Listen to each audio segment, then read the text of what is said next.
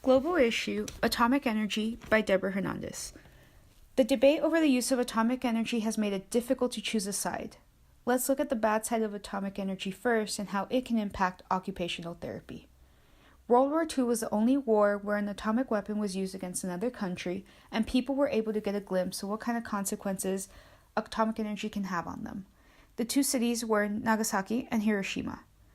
According to the journal article Health Effects of Atomic Bomb Radiation by Rincho Baiori, the effects associated with atomic bomb radiation are malignant neoplasms, cataracts, chromosomal aberrations, small head size, and mental retardation among the in utero exposed.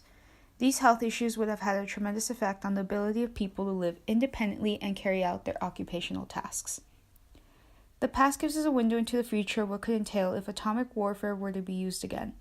OT might be a solution in some of these cases where people might be impacted by nuclear warfare or have congenital diseases.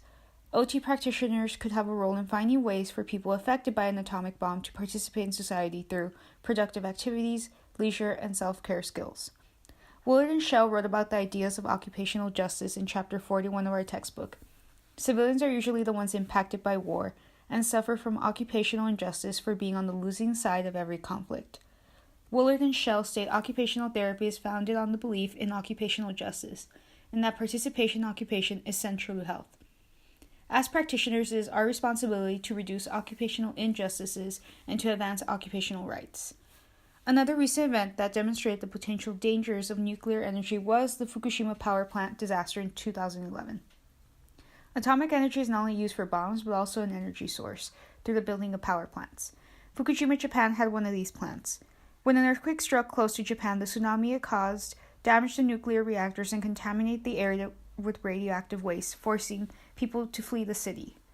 According to the journal article Psychosocial Effects of the Fukushima Disaster by Masuharu Maeda, the effects included not only post-traumatic responses, but also chronic psychiatric symptoms such as depression, alcohol abuse, and suicide. Fukushima residents also had to endure public and self-stigma toward the radiation effects. Negative risk perceptions about the genetic effects of radiation were associated with the depressive symptoms that have been reported among relief workers in Fukushima, who required more intensive care and treatment. In this study, centers to address the issues were formed made up of teams of psychiatrists, social workers, clinical psychologists, nurses, and occupational therapists to all work together to implement a mental health intervention program. According to Aoda, the current philosophical model prevalent mental health field is the recovery model. The model is a good fit for OT because the purpose of occupational therapy and community mental health is to increase an individual's ability to live an independently life in the community while engaging in meaningful and productive life roles. What happened in Fukushima could also happen in the U.S.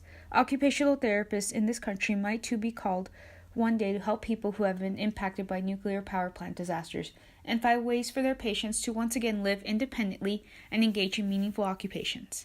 Now for the pros of atomic energy. Proponents of this energy source argue that it is a cleaner way to generate electricity than using fossil fuels. According to energy.gov, nuclear power plants produce virtually no greenhouse gas emissions or air pollutants during their operation. As a result, the use of nuclear power avoids the emission of nearly 2 billion tons of carbon dioxide every year, the equivalent of taking over 400 million cars off the road per year. According to the World Health Organization, 4.2 million people die from exposure to outdoor air pollution, and 3.8 million die from indoor air pollution. The statistics are startling. By reducing the amount of pollution and assisting in the fight against climate change, the use of atomic energy can have the potential to increase the physical and mental health of patients. Without cleaner energy, we will continue to see hurricanes, flooding, and other natural disasters because of climate change. According to the Aoda article, Occupational Therapy's Role in Disaster Relief, occupational therapy practitioners can participate in emergency planning by lending their expertise in areas such as designing special needs shelters, training staff and volunteers on assisting persons with disabilities, and have a role in the recovery process. Victims of a disaster need to develop coping skills to deal with the effects of their experience. By engaging in occupation, disaster survivors can restructure their routines to cope with stress and anxiety. After hearing both sides, what side are you on?